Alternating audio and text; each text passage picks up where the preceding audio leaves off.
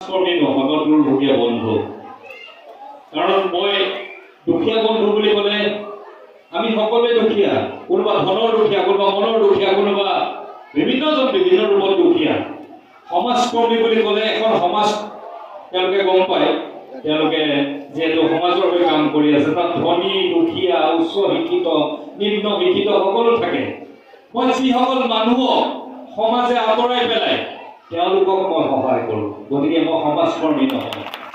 মই অন্ধ লোকসকলক সহায় কৰোঁ, কাৰণ তেওঁলোকক সমাজে নেৰাখে। কিছুমান মানুহক ৰাখে, কিন্তু মেক্সিমাম অন্ধ মানুহক ডাষ্টবিনত যাবৰ দৰে ব্যৱহাৰ কৰে। গতিকে তেওঁলোকৰ বাবে মই কোনোবা বেমাৰ চিকিৎসা কৰি কৰি ভাগৰি গৈছে, সৰ্বশ্ৰান্ত হৈ গৈছে, মাটি বাৰী বিকি শেষ হৈ গৈছে, তেওঁলোকক সমাজে একাষৰীয়া কৰিছে। কাৰণ আজিকালি জানি সমাজ ব্যৱস্থা, যাৰ ওচৰত পইচা আছে এই সমাজ তাৰ ওচৰলৈ বেছিকৈ যায়, দেখা যায়। যিদিনাখনেই আপোনাৰ হাতত মাটি বাৰী সম্পত্তি টকা পইচা নাইকিয়া হৈ যায়, সেইদিনাখনে আপুনি এঘৰীয়া হৈ পৰিব।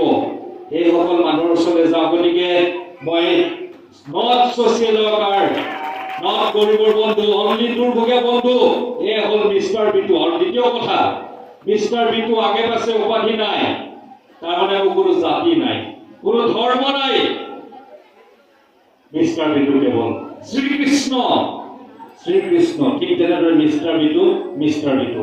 মিষ্টাৰ বিটু যলৈকে যায়, এটা অনুষ্ঠান আহে। আজি মোৰ লগত অহাসকল থিয় হওক, আগফালে বহি আছে।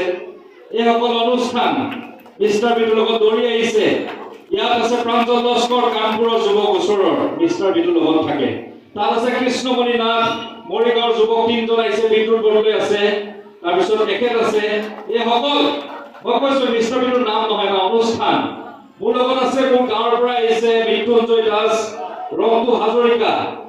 ইয়াত মই কাৰো উপাধি কৰা নাই, মোৰ কাৰণ জাতি নাই। জাতি ধৰ্ম নিৰ্বিশেষে মানুহৰ বাবে কাম কৰক, তেতিয়া মানৱীয়তা জীয়াই ৰাখিব।